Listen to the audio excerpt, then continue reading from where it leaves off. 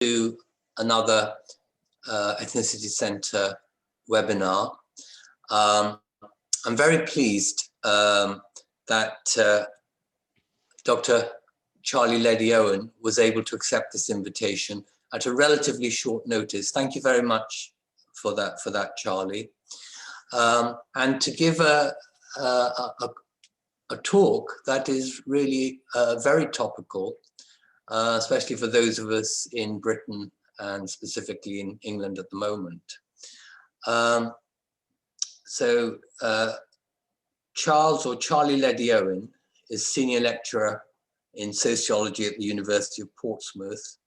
Since 2014, he has written numerous journal articles and a book entitled Nationalism, Inequality, and England's Political Predicament, exploring racism and nationalism in contemporary England. His most recent article was published in the Sociology Special Issues on Nationalism. Some of you may have seen that, just came out about a month or so ago.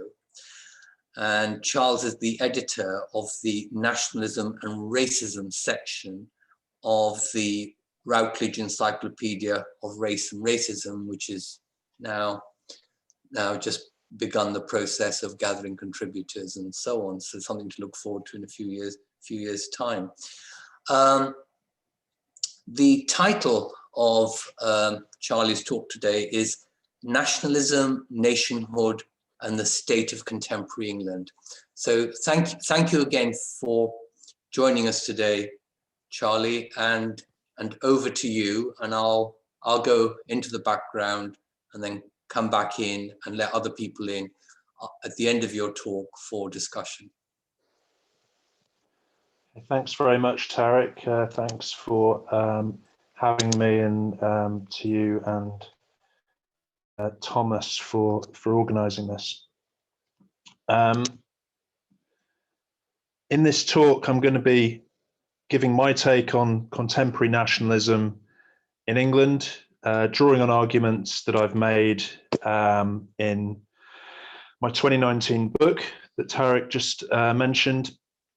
These arguments have been further developed in the article that Tarek also mentioned, published in very recently in Sociology, also in an entry to the Routledge International Handbook of Race and Racism, and also responses to a review symposium regarding the book, and reviews from Clara Sanderlind, Marco Antonsik, and Sivamo and Valavan, and that's going to be published in the next couple of months in Identities.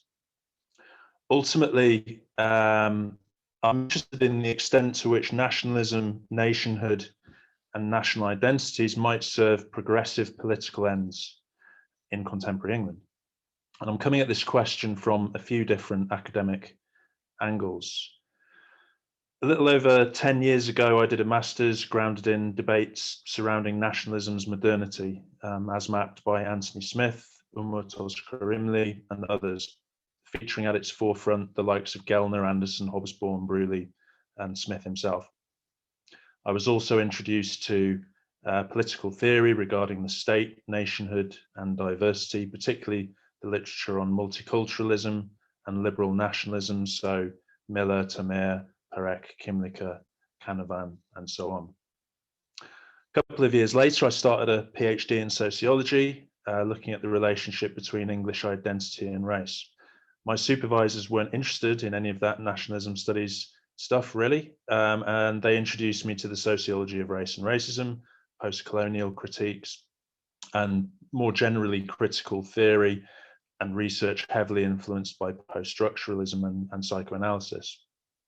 So I went off and did that sort of thing in my PhD thesis, though still drawing and retaining to a significant extent my earlier engagement with nationalism studies. And what I've been trying to do again more recently is bring these two very broad areas, put crudely, race and racism studies on the one hand, nationalism studies on the other, bring them more in concert with one another, because there really is, I think, very little cross-fertilization going on between them, which is a shame, because nationalism and racism studies are seeking to answer many of the same questions. How are social and political notions of peoplehood and difference constituted, and why? What explains bordering regimes and how they're legitimized? What defines belonging and non-belonging within a territory, across territories, and so on. Studies interested in race primarily, that touch on nationalism and national identities, sometimes dutifully cite Anderson vis-a-vis the imagined community. Only rarely do they explore the implications of, say, Smith's or Bruley's work on the roots of modern nationalism, nor do they engage with crucial debates on nationality and politics provoked by liberal nationalists, other than landing a few relatively easy blows on what I would consider to be distorted versions of this perspective peddled by David Goodhart or in Eric Kaufman's recent work. From the perspective of nationalism studies, meanwhile, racism is primarily seen as an extreme and occasional perverse accompaniment to a broader nationalist politics, usually analysed in relation to scientific racism, fascism, and the far right.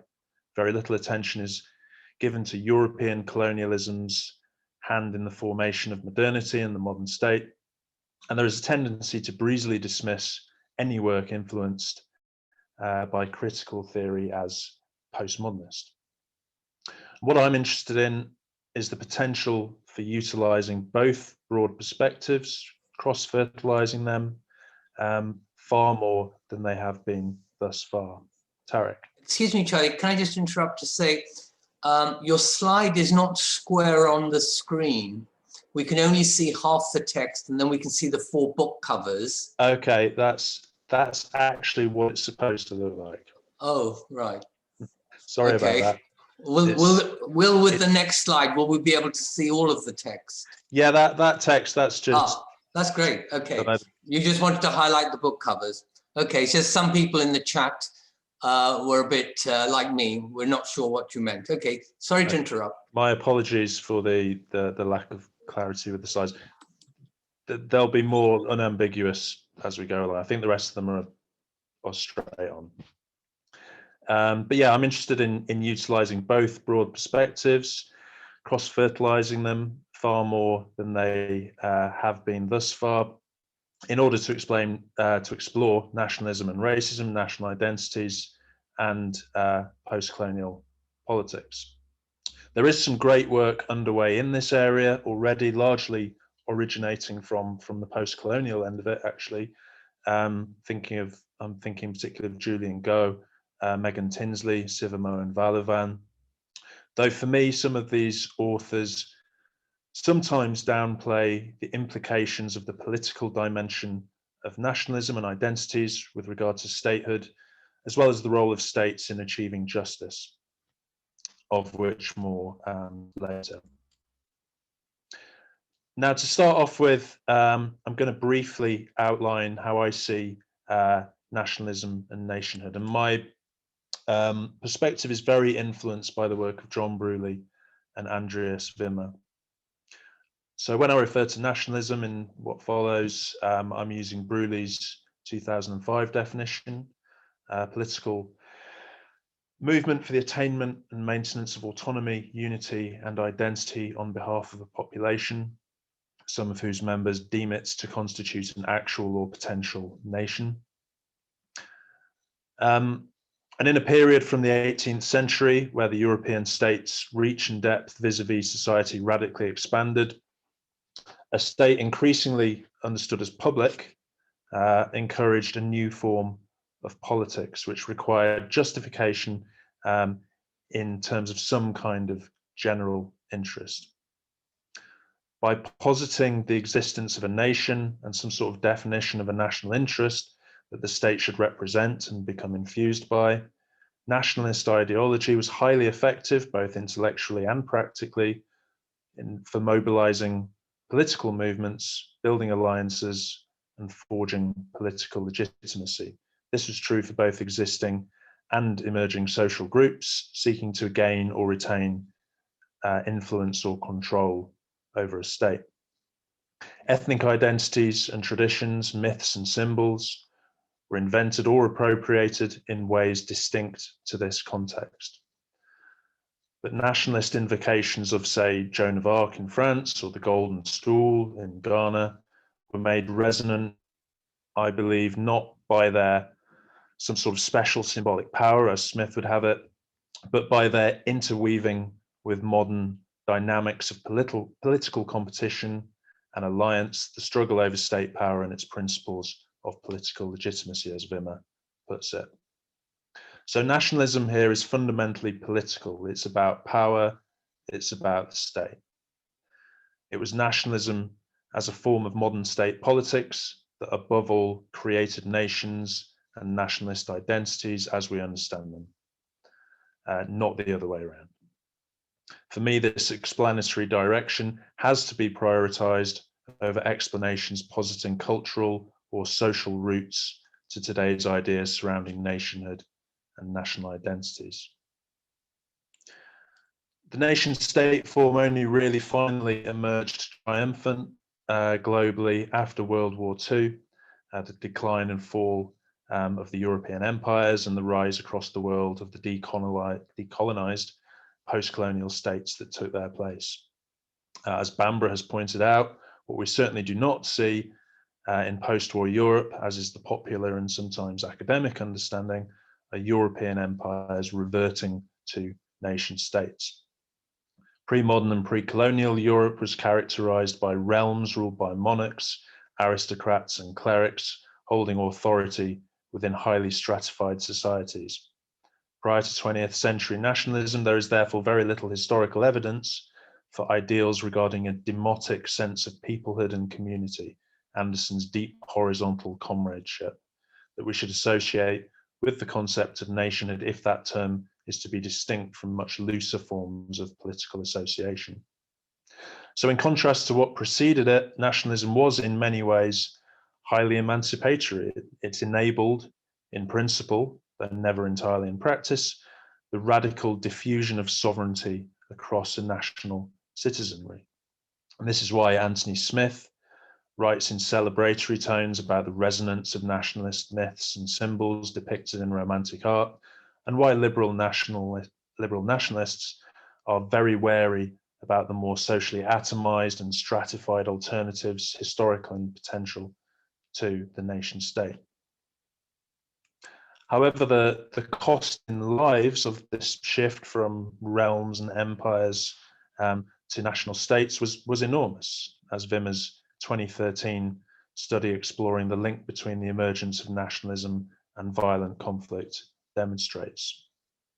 We can also clearly see today how national interests and borders facilitate sharp inequalities between states and arbitrary birthright advantages for those of us from the global north. These might be seen, as Karens puts it, as the modern equivalent of feudal privilege. Wimmer, again, notes that in contrast to discrimination on explicitly racial, ethnic or religious grounds, national border regimes represent a perfectly legal and internationally sanctioned form of exclusion and the politically most stable form of ethno-national dominance in the contemporary world. So while 21st century anti-immigration in politics in Britain, the US and elsewhere have clearly racialized dimensions relating to colonial histories, they also rest upon post-imperial nationalist norms regarding a tightly demarcated, bordered territory and population. Recently, Valuvan has forcefully and persuasively argued that nationalism's exclusionary dimension should actually be given primacy over more positive aspects such as belonging, unity, identity, autonomy, and so on. In the final instance, nationalism is fundamentally always more about enmity, aversion, non-belonging than anything else. But however we look at it, today we live in a world overwhelmingly made up of states claiming to be nation states, with contemporary notions of political peoplehood thoroughly imbued with the idioms of nationhood and nationalism. Nationalism is unquestionably the dominant political ideology of modernity, with its virulent, explicit and violent manifestations dependent on the banal, everyday nationalism analysed by Billig and represented in his 1995 book by the unnoticed, unflagged flags on civic buildings, or the telltale pronouns of we, us, our, and so on. But despite its dominance, this doesn't mean that we should take nationalists' own word for what sort of world we live in. As Wimmer and Schiller, Fox and Miller-Idris, Brubaker, Maleshevitz, and others have demonstrated, we need to remain critical regarding the purported salience of nationhood and national identities, because it is, as Bruley notes, a mistake to assume that the self-evident success of nationalism means that nationalism is very strongly rooted in the thought and behaviour of people. Outside of elite discourse and conditions of intense coercion and violence, the resonance and salience of nationhood and of national identities is difficult to detect, both historically and today, among the vast majority of the population, vast majority of the time. In social and political research with a more ethnographic approach, more ethnographic methodologies, if the nation isn't explicitly invoked by the researcher, it doesn't tend to come up. This has been found to be the case even in contexts where we might presume the nation's salience, such as battlefields, ethnically divided locales, and during the celebration of national festivals. Instead, more local, intimate ties dominate. So I think we therefore find a paradoxical situation where nationalism as principle and ideology of state legitimation is extremely strong, but nationhood itself seems, according to the empirical record, to be very weak. So with all of that background in mind, for the rest of this talk, I'm going to discuss England specifically, some research I've done here, and what I think some of the implications of this might be. Back in 2014, when I was between research projects, UKIP won 6 seats in Portsmouth, the city where I live and work, in the local elections. They stormed the local elections across much of England, and they won the concurrent European elections that year. The rapid rise of this explicitly nationalist political party and the apparent bifurcation of English politics along nationalist and cosmopolitan lines was and remains much discussed among political scientists undertaking quantitative analysis of survey data. I noticed that there was very little work underway involving a qualitative approach to analysing this phenomenon, or which drew on the aforementioned literatures regarding nationalism and racism. So what I decided to do was explore personal perspectives on contemporary politics among ordinary people by way of in-depth narrative and in-placed qualitative interviews. The idea being that this would provide a much less abstracted, more inductive approach than found in survey analysis, allowing a more theoretical nuance about this political predicament to emerge. So during the general election campaign of 2015, I interviewed 39 people in the constituency of Portsmouth South. The constituency was chosen partly for the sake of convenience. I live and work there, but also because UKIP had done well there. And I can't claim any special analytic foresight, but what happened subsequently within Portsmouth South really demonstrated what an interesting constituency it is. It went from Lib Dem to Tory in 2015 on the day my fieldwork ended. In 2017, it went from Tory to Labour for the first time in its history, and Labour held in 2019. In the 2016 referendum, Portsmouth South tracked the UK in general by voting 52% to 48% in favour of Leave. And demographically, the percentage of non-British born Portsmouth residents corresponds roughly to the national average. So it's actually a representative constituency in many ways. In broad-ranging interviews, averaging over an hour in length, I asked participants what political issues were important to them personally and on the national scale, and why. We explored how they conceptualized the we, the demos, at different scales, the extent to which this we is national and nationalist, and the ways in which this all related to their political outlooks. And as the book explores in detail, excuse me, a rich theme of nationalist politics emerged during the interviews. For several white British participants of all socioeconomic backgrounds, immigration was one of the principal political issues they raised. Increased immigration and immigrants were seen to be culpable for economic woes, public pressures, public service pressures, and shifts in the character of the local area and the nation. The word immigrant on the screen here, or immigrants, is in quote marks because most of these participants routinely conflated the term with people of colour and or Muslims. Henceforth, therefore, when I refer to immigrants, please consider the term to be framed by scare quotes pretty much every time I say it, and potentially bound up with racist assumptions on the part of some of my participants. How this anti-immigration politics manifested itself varied by participant, particularly along class lines. For nationalist interviewees suffering from material hardship of some kind, such as long-term unemployment, their personal issues and fears were associated with immigrants and the problems they are alleged to cause. For these participants, closing the borders, leaving the EU, treating the English, and it usually was the English rather than the British, fairly or with partiality, was put forward as a comprehensive solution for personal and national concerns. Nationalism here was mobilized with a view to enabling what Sennett refers to as narrative catharsis. So in this quote, Hillary refers to what she sees as dirty immigrants. You really do need to put inverted commas here, alleged to be befouling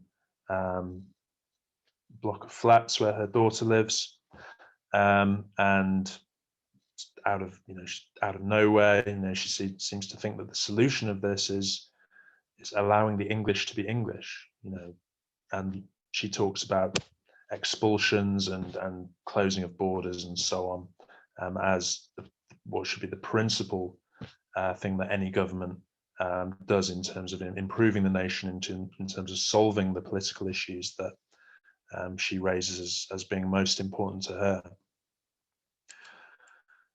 For middle-class participants who invoked nationalist politics, the tone was much less angry, much less gloomy, with the problems posed by immigrants more of a broader societal than personal in their focus, much more about societal than personal issues. These participants were more cautious and guarded, polite and euphemistic, sometimes seemingly apologetic, about as middle-class white English as you can get, really. By positioning the disruptive, problematic presence of non-nationals as a principal political concern of theirs, they were clearly nationalist, I would argue, but their nationalism was of a very different hue to those whose politics were more related to personal experiences of hardship. The ideological work being done here was different. It was less dramatic. This is a much less redemptive, much less retributive nationalist politics. So Jeff doesn't know if there's any data to back it up, but he thinks that immigrants are more likely to be sick, and that puts pressure on infrastructure. He's talking particularly about hospitals. And Luke, disavows to some extent being particularly nationalistic when he's talking about the importance of reducing immigration to this country. It's one of his top two political issues that he named. But at the same, it doesn't sound such an awful thing to do to time. It's much more polite, much more kind of euphemistic arguments for nationalist politics. When analysing, these kinds of patterns, The most prominent quantitative political scientists working in this area invoke the causal effects of 2 decades of unprecedented net migration. This, so the argument goes, has sparked a backlash among those whose national identities feel threatened. But in my interviews, it was interesting how reliant my participants were on questionable statistics gleaned from the media, on anecdotal information about banning Christmas, prohibitions on the wearing of England football shirts in Portsmouth city centre, police racism towards white people, and so on. Going back to the previous slide, Jeff doesn't know if there's any data to back it up. He's being quite open about this. It's based on these assumptions and anecdotes and prejudices. And participants with various degrees of self-consciousness did this sort of thing. They discussed their awareness that their views were possibly inaccurate. They gave examples, as Hilary does here, of how their own personal everyday experiences with immigrants, in inverted commas, were pleasant, convivial even. And I'm not suggesting that these narratives, the negative narratives about immigration, have been pulled entirely from the racist and nationalist ether with no relation to recent demographic shifts, but immigration and the immigrants are nonetheless apparently much more feared in the imagination than in the flesh. We've seen 2 decades of nationalist political agitation by UKIP, the Conservative Party, much of the press, within a very accommodating political and economic landscape. And for me, survey analysts who flippantly foreground the impact of immigration itself in provoking some kind of identity-fueled backlash, cultural backlash, consistently demonstrate an ideological blind spot with regard to the assumptions and framing work aided by nationalist and racist political ferment.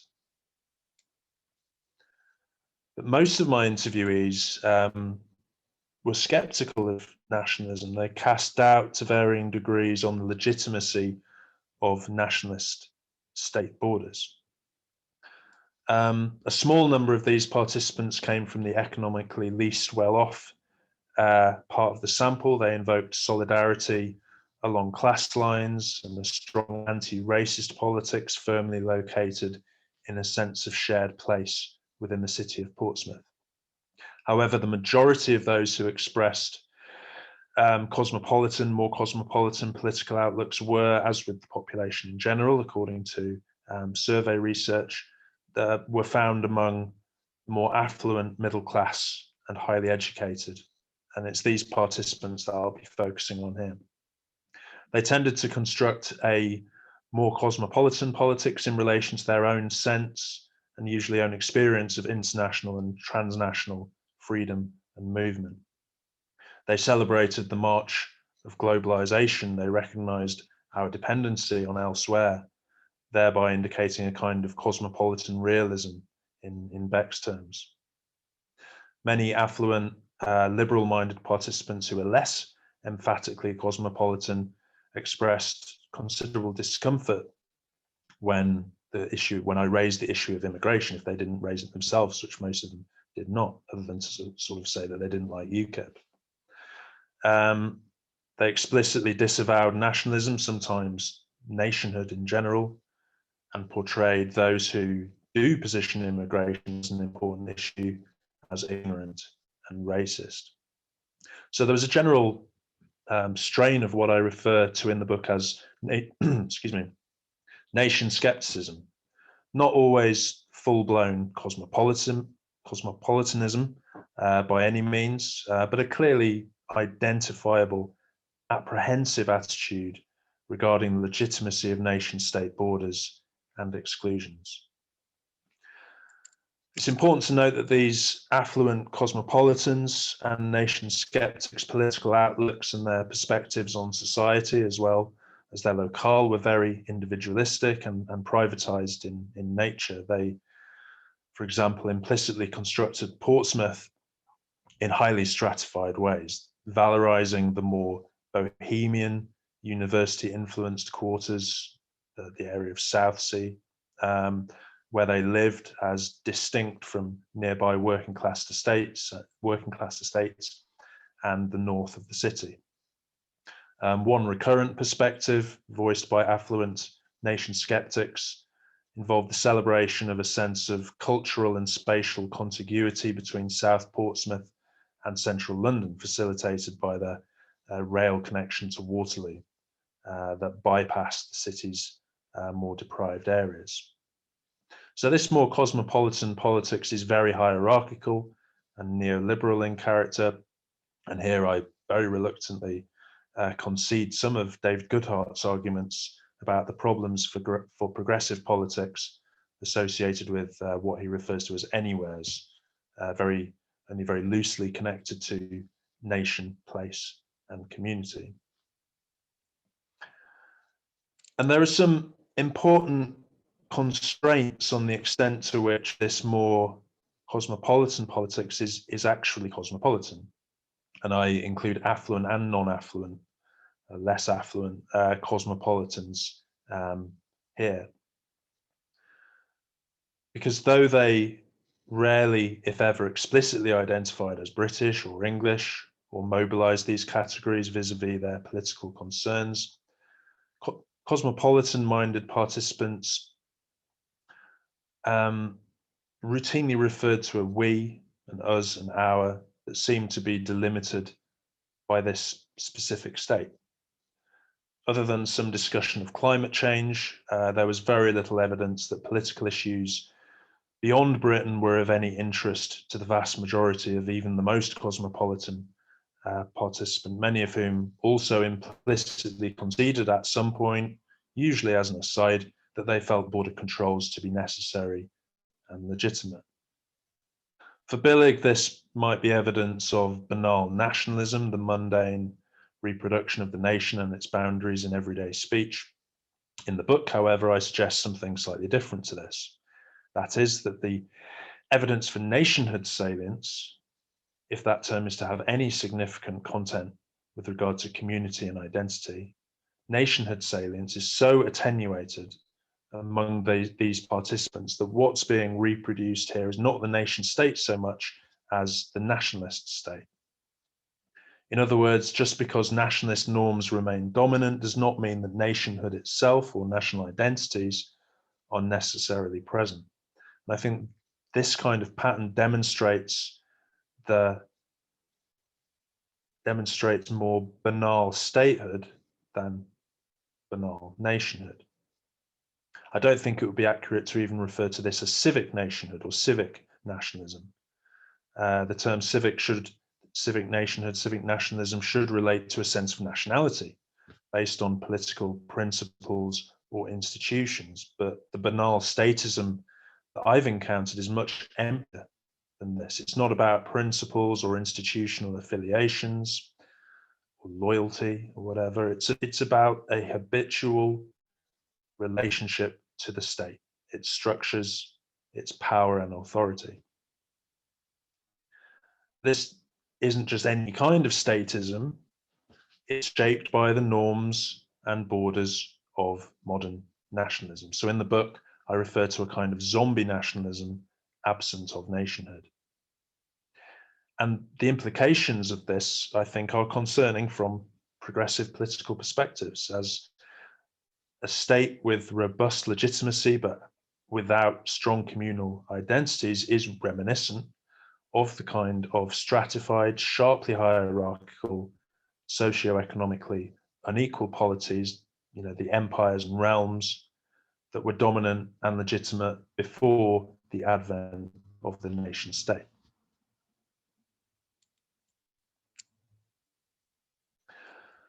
So to discuss and conclude the talk, I've argued that nationalism is above all a political ideology rather than a reflection or mobilization of national culture or of national identities.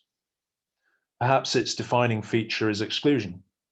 It has racism encoded within it. It has an inbuilt potential for populism and violence. In this context, I think the evidence suggested by my study and more broadly that cosmopolitanism has made up some significant ground on nationalism in England and perhaps more broadly in the global north in recent decades is very encouraging. This is, I think, partly to do with increased mobility, education, global economic patterns, and so on. But it's also about ideological gains relating to universals, to anti-racism, to a broad ethical critique of borders, their illiberal character, their role in reproducing, maintaining global inequalities. As per De Wilde and colleagues, we're seeing the moral status, even the existence of borders, increasingly questioned. And here I'm very skeptical indeed of Goodhart and others who seem to think that national days, ceremonies, altered school curricula, some renewed national service, and whatever it might be, the extent to which these might be able to recreate the conditions of an imagined past, so that the bonds of nationhood might resonate once again. Most of the historical evidence for the existence of such bonds in England and elsewhere can be found in periods of intense state coercion and intervention, really inimical to today's liberal norms, and often following widespread violence and suffering. It remains to be seen whether the pandemic and post-pandemic fingers crossed, political landscape will provoke one of these national moments. It may be that the self-evident global dependency of today's situation increases cosmopolitanism, cosmopolitan feeling in the longer term. But as I've also argued, though nationhood and national identities are attenuated, and though nationalism is something we should be extremely wary of, hostile to even, nationalist principles of state legitimacy remain absolutely dominant and at present largely unavoidable for framing some of our most important intelligible political narratives. I think this is portrayed somewhat in academic work that is ostensibly anti-nationalist, cosmopolitan, and post-colonial, but which focuses on the politics and society of a specific state. Those cosmopolitan and post-colonial analyses that focus instead on local power dynamics, on everyday convivial culture, or on emerging transnational solidarities are certainly important and useful, but involve the analysis of political action that is not at present offering viable alternatives to the state identifications and institutions within which the vast majority of people globally also operate. It's easy to condemn nationalism and wish for its demise, easy within an academic text anyway, but at present it's almost impossible to envisage feasible and motivationally sustainable political action aimed at, for example, large-scale resource distribution. It's impossible to imagine this without the nationalist state's polities and institutions. Other than in very rare situations, it's only these states, whether existing or new, that have the authority and coercive capacity and popular legitimacy as well to implement justice, however conceived. Without recognizing all of this, those of us committed to cosmopolitan politics are in danger of rejecting the present world in the pursuit of purity. Ideally, we do want to build significant alternative sites of political contestation, but until then, we are to a very significant extent stuck fighting on the same ground in relation to broadly the same we as nationalists. Even if our goal is to counter and eradicate nationalism, as Appiah puts it, morality and political prudence require us to try to make existing identities work for us all. Now, I argue in the book that while we must be skeptical and critical towards nationhood and national identity, we should combine this opposition with equivocation and ambivalence rather than rejection and sneering. So to paraphrase Jacqueline Rose, we should have courage in our ambivalence. We should retreat from nation state identities, qualify them, at the very moment that we claim them, but we also need to recognize their durable and unrivaled salience and resonance for how we and others think and act. So here in England, we might at once critique our living colonial inheritance, our lethal post-colonial melancholia, and identify and work with the popularly resonant symbols and institutions of nationhood that are available to us. As Butler puts it, ambivalence offers a corrective to the restrictively nationalist framework. One might at the same time love a country and dissent from its nationalist fervour. Even for those of us who feel their only relationship to Britishness or Englishness has to be one of disavowal, which is a very understandable attitude, I think, we do need to build coalitions and alliances on some shared ground with those who we haven't yet persuaded. And that's the end of my presentation. Thank you for listening. Thank you very much, Charlie. That was very interesting. Thomas, can we let everyone in now? And perhaps we could stop sharing the screen as well, Charlie. Great. We let people in, and if you could keep yourself muted and invisible till I bring you in for a question, or if you'd like to indicate that you'd like to ask a question by making yourself visible, we'll do it like that. And so thank you, Charlie. That was a very nuanced presentation in so many respects, and a kind of, you know, 2 cheers for ambivalence, which is great. I like that. But what if I was to put this to you? That your conceptualization of ambivalence depends upon essentializing nationalism. And perhaps I could bring that out by taking the analogy of socialism. Now, we know socialism covers many different kinds of variations. They have something very, very loosely in common, often some kind of critique of unbridled capitalism and support for workers' rights and certain kinds of democratic and welfare institutions and so on. But the difference between, say, social democratic Germany or the British Labour Party at any point in its existence and the Soviet Union is very radically different. And yet we are familiar with a lot of right-wing rhetoric that tries to tarnish what I'd call social democratic politics by characterizing it as socialist with a view of saying, well, actually, it's all connected with the kind of socialism that exists in the Soviet Union when it existed.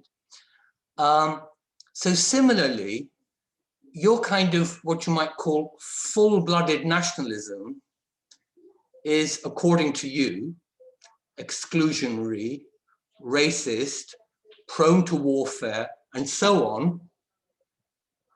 And you say it's about that which we need to be ambivalent. Whereas a different conceptualization, one I'd favor myself, would be more like, well, as with socialism, so with nationalism, there's a great variety of ways in which we might take the national and combine it with liberalism, or combine it with welfare state, socialism or social democracy, as I was calling it, and so on. And about that, once we've got the combinations, then we don't have to be ambivalent about that. We can welcome social democracy in a much more fully supportive way, rather than be ambivalent about it. So your ambivalence, even though politically, I might say, well, actually, that's pretty close to someone like me. We can work together and so on. But theoretically, your ambivalence is derived from an essentialist perspective of nationalism. Yeah, I think it is, but I think I would defend that perspective in that, I think that nationalism is fundamentally exclusionary. It's, by the definition that I gave of it, that it others everyone outside of the nation to some extent. And of course, there are different variations of it, and there are much less objectionable variants of it. But its relationship to violence, to border regimes, to racism, and so on, I think is so deeply encoded within it, and the politics that it engenders are so limited to the people of that nation, even in its most multicultural guise. Although that's been so much better than its worst fascist variants, obviously explicitly racist variants. But I still think that it is facially flawed from a cosmopolitan perspective concerned with global justice, and I think that is its essence. I own it. I am essentializing it. Yeah.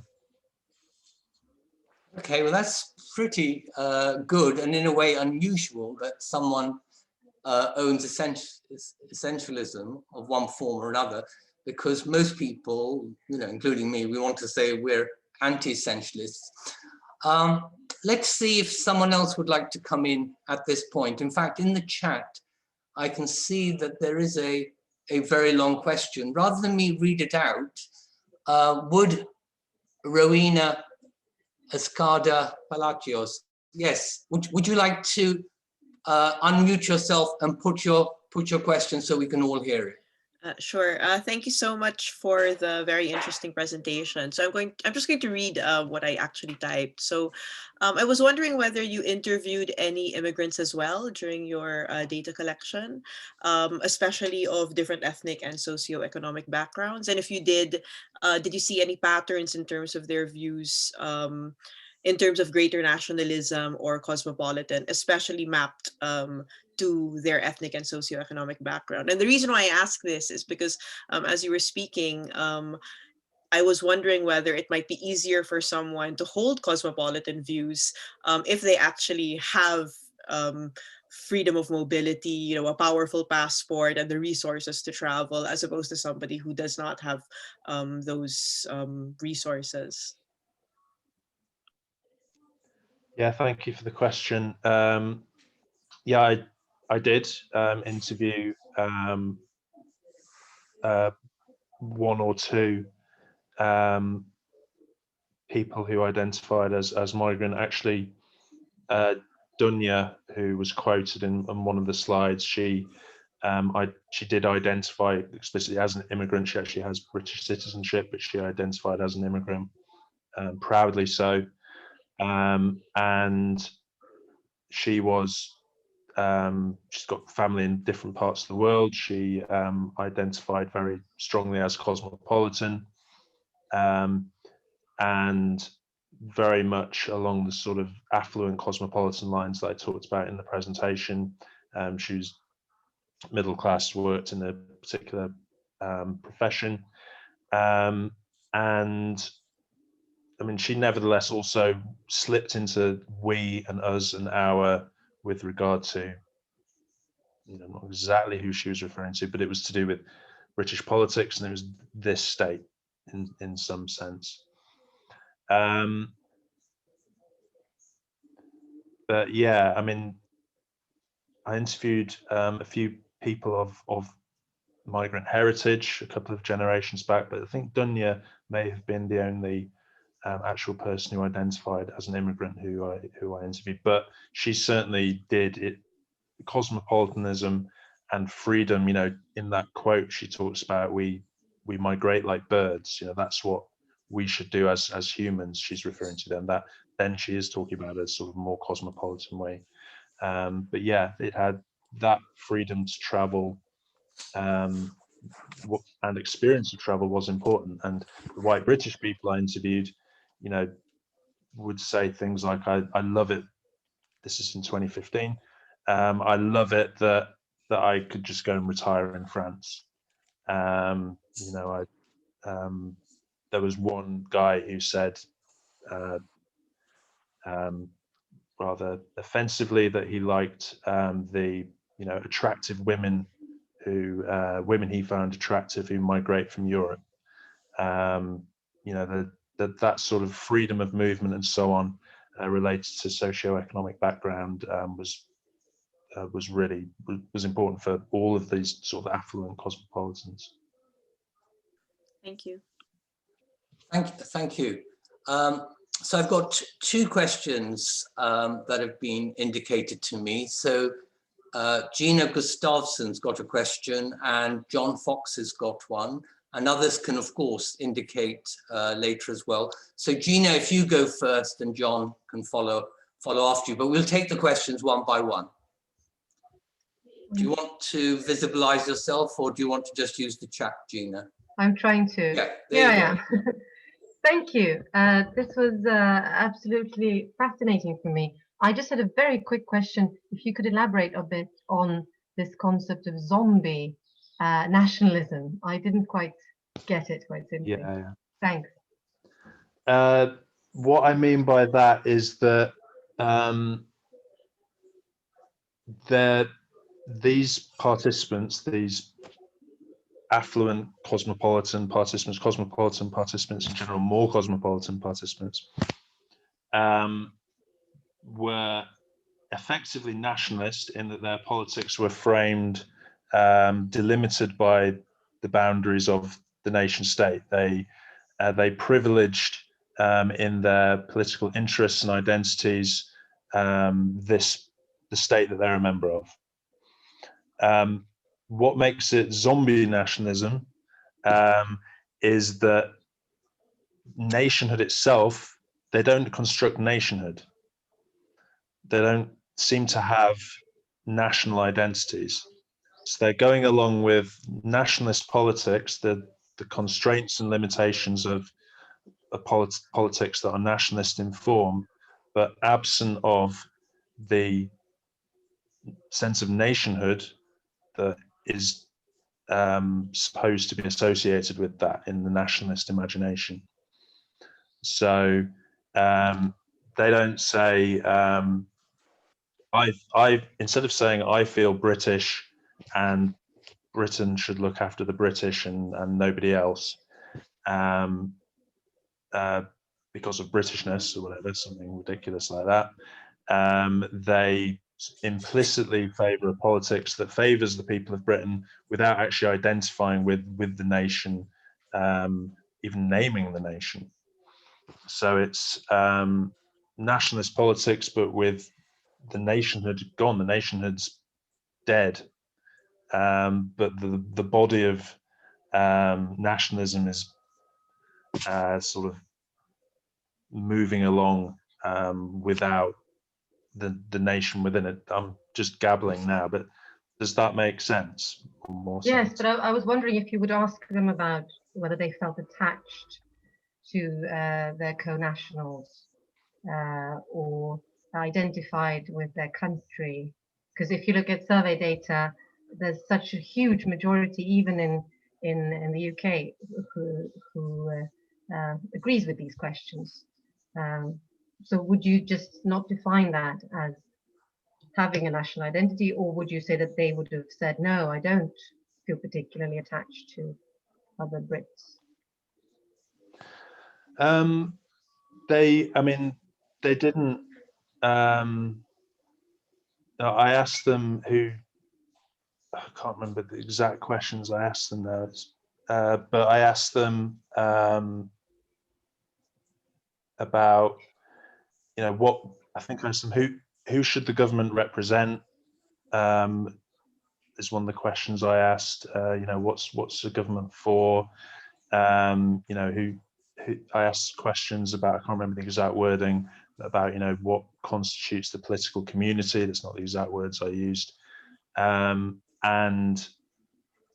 no, I mean, if I'd have asked them, straight out, one of these survey style questions, they may well have answered it in that way, but in the particular way, sort of very open narrative way, that qualitative way that I asked these questions, they,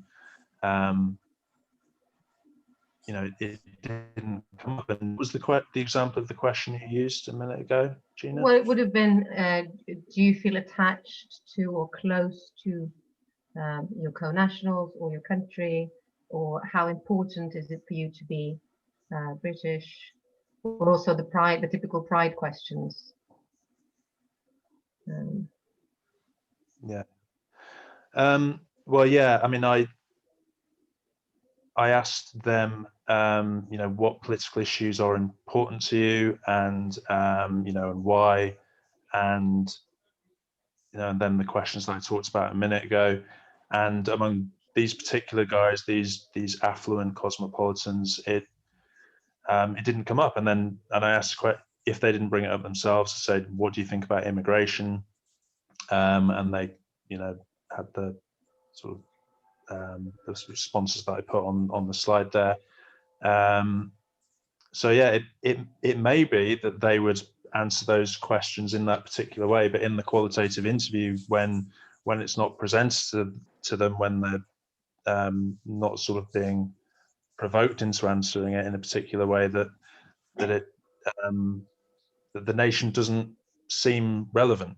It doesn't come up when they're talking about politics, unless you stick it in front of them and say, is this how you feel? Do you construct the nation?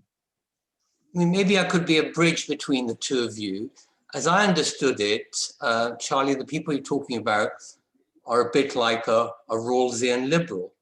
That is to say, they have quite ambitious political goals, egalitarian and possibly redistributive political goals.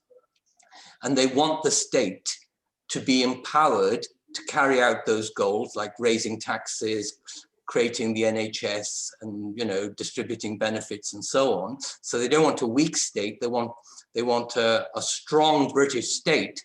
They're just not interested in the fact that it's British. They just wanted to carry out goals that they think any and every state should carry out. So yeah, so you at one point called it banal statism, but there's nothing banal about it. It's actually a very strong political statism, but it's a liberal neutralist statism rather than, either a kind of embrace of the national or a banal statism. It's banal in the sense that they don't explicitly talk about it a great deal, or identify explicitly with it and so on. But yeah, that doesn't mean it's not powerful. It's extremely powerful. It dominates, and it's politically dominant. Can I just say that I suppose that the test of whether or not it also has an element of something that has to do with the national identity would be to threaten it. So I'm engaged in the debates on COVID in Sweden, and what I see there is that many of my colleagues, political theorists, etc., who are clearly very anti-nationalist and who don't perceive themselves in any way as even having a national identity, let alone believing in any sort of nationalism or chauvinism, are when they are threatened, when their state is criticized heavily from abroad, and when the identity is under fire, are acting in a very, in a conspicuously nationalist way, which I suppose you would need a sort of additional theory to explain if it weren't a national identity, sort of the bent twig, the civic version of the bent twig nationalism. But I shouldn't take up too much time. Thank you for explaining the zombie metaphor. Yeah, I understand it now. Okay, John, you're next. Go ahead. Hi, Charlie. Thanks for that. That was really good. I'm going to take the discussion, or I'm going to ask something a little bit unrelated to what we've been talking about. So this is interesting. If anyone wants to pick up on the point that Gina and Tarek have been talking about, I'm happy to kind of step aside for a second. Does anyone have a response to that? Richard, you made yourself visibilized. Is it because you wanted to ask a question? No. Okay. Go ahead, John. All right. Well, actually, I don't know what my question is, but I'm going to pick up on what Gina was talking about with the zombie nationalism. So her first question about that, like, what do you mean? And then your response to that was well, you know, that it's kind of a nationalism without nationhood in some kind of sense. And that then it goes a little bit different from the direction Gina and Tarek took it. And although it may go back to something Tarek was saying earlier about essentialism, but I'm not really sure what he was on about. So I'll formulate my own question, which is, so, you know, where's the nationalism in this? So it just seems like you're stretching this concept to do a lot of analytical work here. And people are talking about immigration, they're talking about racism, they're talking about all sorts of things. You've got this rather clear definition of nationalism, but I'm having trouble kind of seeing the connection between the data, the evidence that you present, and nationalism. I mean, obviously you're making an analytical connection, and maybe that's where the essentialization is coming in, that we end up with nationalism as a thing, that you decide it's a thing, that it's not in the language, it's not being used as a sort of category of practice in the talk and the actions of these people, but it's more kind of, you know, you're making connections between these different things and saying that's what I'm calling nationalism. Although I still don't see necessarily see the link of that to Broyley's definition of it. So I guess I don't know what I'm asking, Charlie, but it's something, you know, something to do with you know, where's the nationalism in this? In which bit? In the zombie nationalism thing? Well, in all of it, really. I mean, so in the talk about immigration, so what, you know, I get the connection, obviously, I make the connection myself, but I want to know how you make the connection. So when people are talking about immigration, how do you look at that and say that's nationalism? When people are talking about the state in your version of zombie nationalism, how do you look at that and say that's nationalism, right? So when does it stop being nationalism? How many things can be nationalism? Yeah. Well, with the anti-immigration politics, you know, those participants who were quoted in those slides were arguing, you know, that the most important political issue for them was there being too much immigration, and that immigrants or people who they considered to not be British or English were causing problems for them personally, for the nation in general. You know, and they explicitly said British or English, usually English, and that the solution, you know, the main job of any government should be to sort that out, to stop immigration, close the borders or whatever, and make Britain or England for the British or the English or whatever. So it was about, you know, politics for them was about maintaining, reinstituting or whatever the identity of the nation. That was the political concern that was central to them. So there's explicit references to Britain, England, so using these sorts of national categories. Yeah. I mean, the quote from Hillary slide that I used there was, you know, let us be English again. You know, I think it was something along those lines. Yeah. Why can't we be English, and so on. And for the other participants, those quotes may not specifically mention the national categories or whatever, but, you know, it was about, you know, politics in this country being improved by looking after the people of this country first and foremost. And the zombie nationalism thing, if you're, you know, if you think that this particular state should be geared towards the population here, that it should have borders to stop people coming in, that the people who live here should be prioritized and so on within this state, then you're not, the state that you're referring to is not an imperial state. It's not. It's a state that has been formed. This state is a nationalist state, and it's got monarchical history and so on. It was a realm and all that sort of thing, but it's a fundamentally, like the vast majority of states across the world, a nationalist state. So even if you reject the nation, you don't appear to have a national identity, you don't refer to the nation and so on. If you nevertheless prioritize the autonomy and politics of that particular state, then you are effectively reproducing the nationalist state rather than some other kind of state. Don't know if that answers the former more than the latter, but no, that's good. That's interesting. Thanks. Yeah. All right. I'll give up my space here. I mean, if you had a follow-up comment, okay. If you have a follow-up comment, John. All right. Well. No, I don't. That's okay. That's okay. Does anyone else like to pose a question or make a comment at this time? Yes.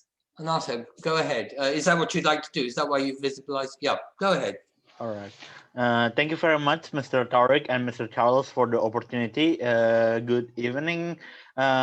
This presentation is very interesting. Like, I plan to make a dissertation about reconstructing nationalism in the 21st century. And actually, the idea about ambulance as a solution to the rift between the nationalism and the cosmopolitanism is quite interesting, but my question is that how to manage this ambivalent? Which one is that considered as the positive one, and which one is considered as the negative one, and who decides that? Thank you very much.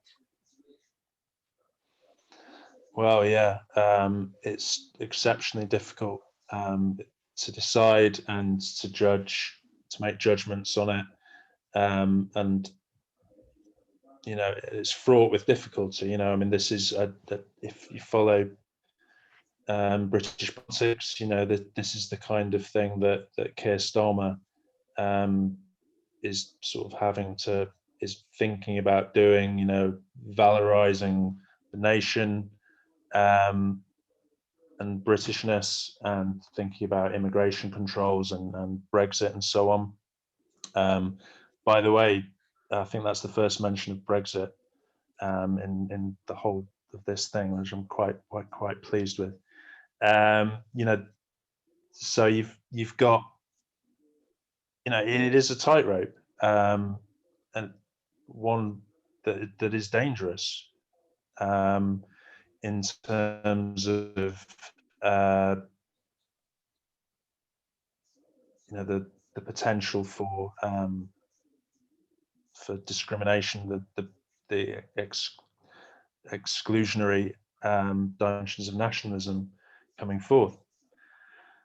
But but it's one that has to be worked out, and it will be contextual in terms of how it's done. So I don't have some kind of formula for it available,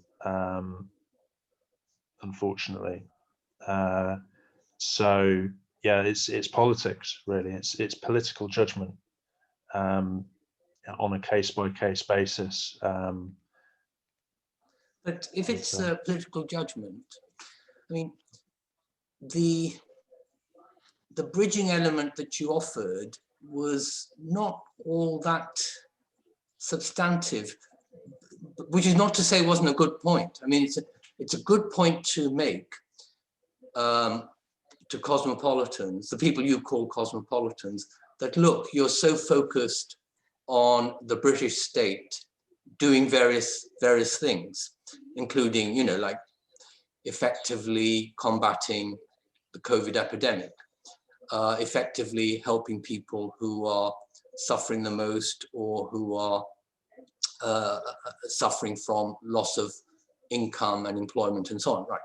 Okay, so if you say to them, therefore you can't be really totally against the British state because you want the British state to listen to you, and perhaps you want people of your choice to be running the British state.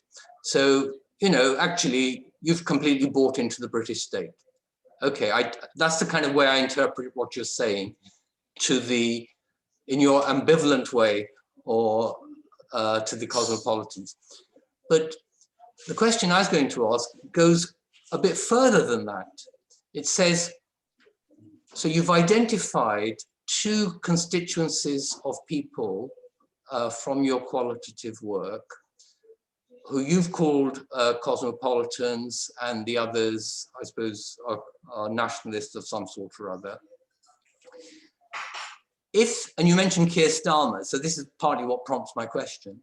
If there was to be a political movement or a political leadership that sought to create a consensus for a political program that united the two sets of people in your qualitative data, what are the themes that would do the uniting? So not simply the fact that they're focused on the British state, because people focused on the British state can be extremely hostile to each other, as we know. But what are the things that would lead to support and cooperation for a shared, or at least an overlapping, program of action? Yeah, well, again, you know, the political strategy that would be involved is something that would be very tricky, and not something that I can that I necessarily have the answer to. But if we, you know, if you cast your mind back to 2017, the general election there, you know, it was, you know, a very progressive. I can't remember exactly, it was in the Labour manifesto, but, you know, it was committed to anti-racism, you know, better treatment of asylum seekers and so on. Climate change was important within there. And then it said, and we're going to exit the European Union, and freedom of movement has to end. You know, and that was, you know, that spoke to both sides to some extent. And you know, that kind of absolutely disastrous, and that you know, that kind of sort of very progressive, anti-racist, and pro-immigration politics can be combined with, you know, some kind of, you know, not just sort of vaguely, can be combined with an immigration policy that isn't just vague and sort of doesn't want to talk about immigration. An immigration policy that actually talks about it, tries to talk about it constructively, says that there have to be borders, you know, recognizes that Britain has left the European Union, you know, and prioritizes, you know, humanitarian-based sort of immigration, not just the economy. You know, thinking sort of creatively about it in those kinds of ways. You know, and there is the English question as well. You know, and some sort of federal autonomy for England or something like that. You know, obviously in all of the nations. You know, but again, this is a tightrope. This is difficult because, you know, you like that particular powder keg, and, you know, it could go horribly wrong. So, you know, I wouldn't understate the difficulties of this, but and the difficulties are underlined. Engaged with. Sorry, And the difficulties are underlined by the fact that the example you chose, the Labour Party's manifesto in the last election, led to their largest defeat for 3 or 4 generations. So yeah, that shows the difficulty, I guess.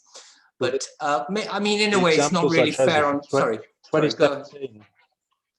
Since 1917? 2017, oh. The example I chose. Oh, I beg your pardon. Where they did lose, but not as much as everyone thought they would. Right, okay. Perhaps just unfair to ask you to come up with the solution to what we might call the $1 million or £1 million question.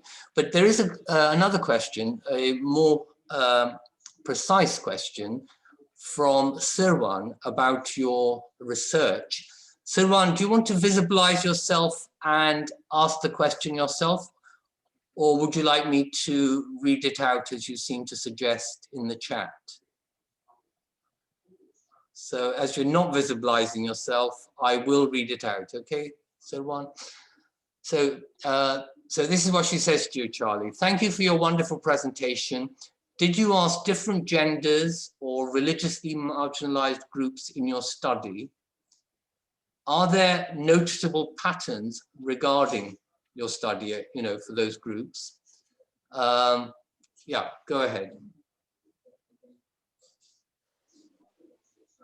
Oh dear.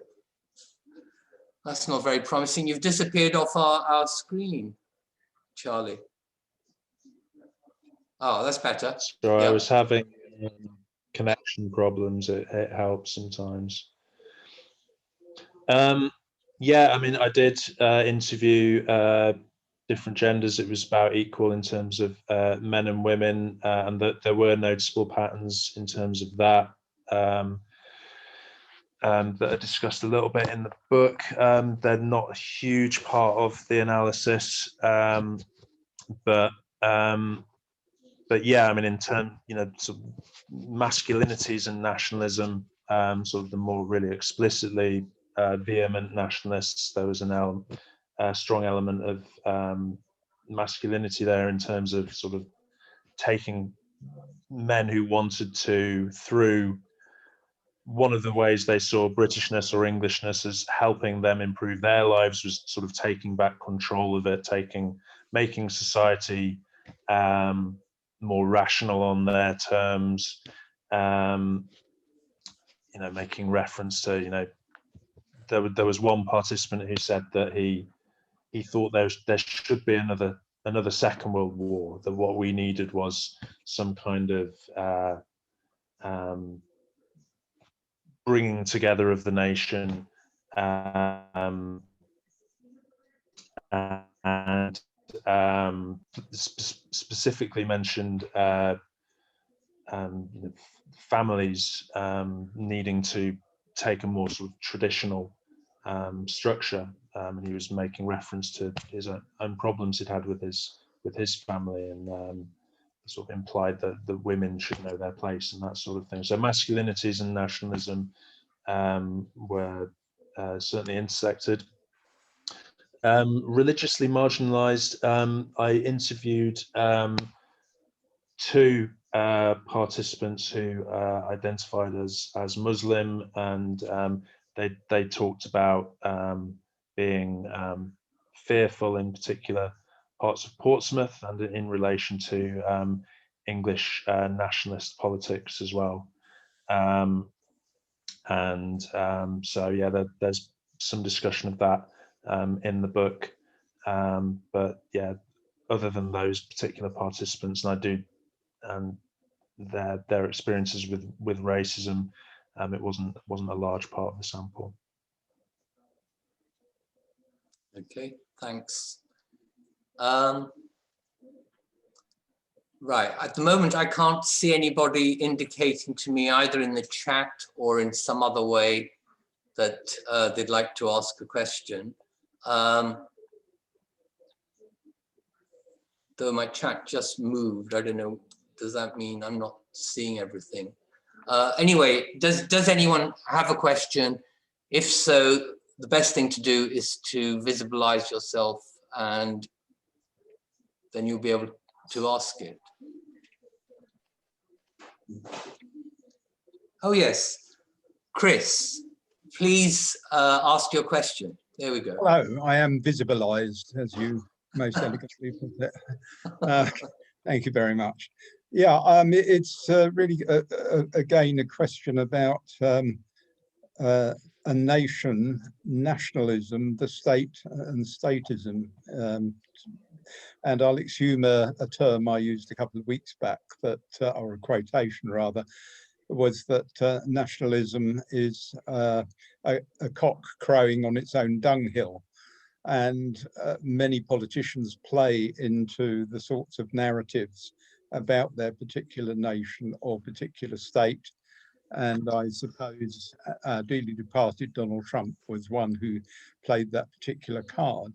And I think most people want a sense of belonging, and whether it's to a state or a community or a locality or some sort of grouping, that's a fairly human activity. But it seems to me that nations are considerably, anyway, defined by their geographical borders, but quite what the views are within those borders may well vary quite significantly. But the other thing is about the operation of the state within society. And although, at least theoretically, this country, the United Kingdom, is some sort of democracy, when you actually try to penetrate that bureaucracy, it becomes quite difficult. So it's really about the relationships between the nation and nationalism, the state and statism, and how you make that responsive and reactive to not just what people want, because I guess everybody would want to be a millionaire or something like that, but they're enabled to carry out a fair and just and equitable political agenda within society.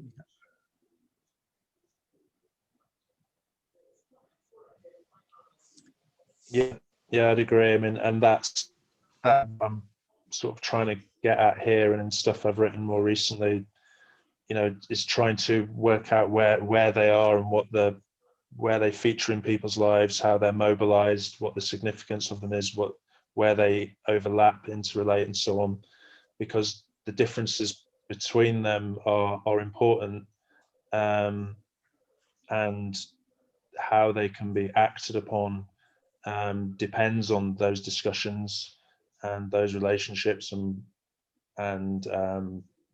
so yeah, I mean, but it is fiendishly difficult to research and to know when you're talking about one rather than the other. You know, whether it's a local identity, a national identity, state identity, and so on. And I think we need more research. It's the lazy thing to say, but we do need it, and more creative research, more mixed methods research, to try and understand it, so that we can understand what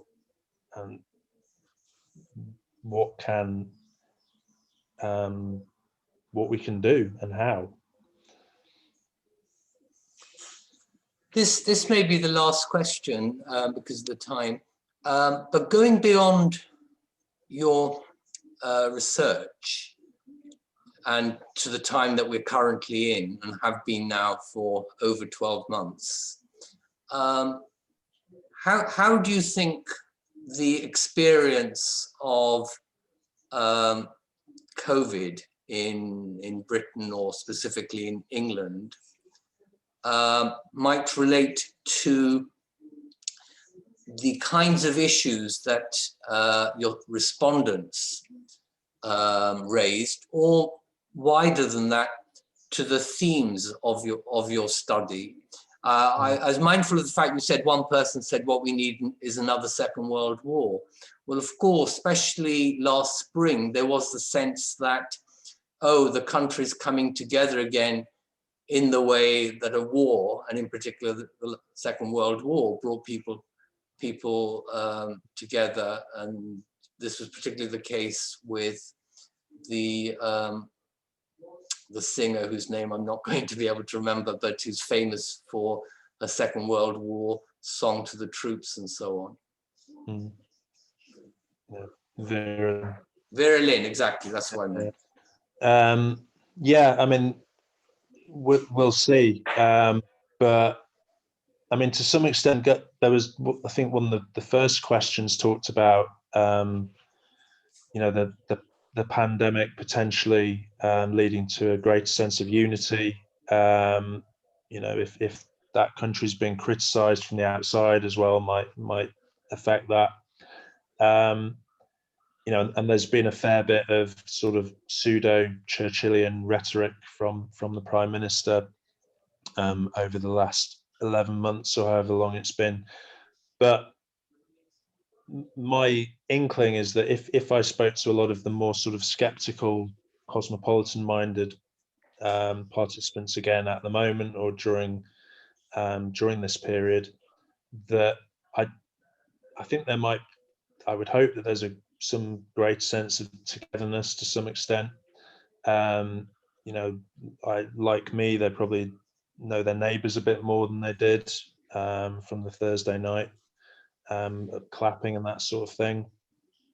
But I think that unlike Sweden, the example that was used earlier, I think that a lot of the sort of cosmopolitans and nation skeptics will actually be just as, in many ways, anti-nationalist and cynical about nationhood than they were before. You know, but that's partly because of, you know, the disastrous handling of the pandemic in this country, and because of the particular government, the way it's handled it, and so on. And I'd be surprised, but I'm really just talking about myself to a significant extent here. But you know, I'd be surprised if the, you know, the impressive vaccine rollout is leading to a pride in being British. What we're doing here is something that should be celebrated.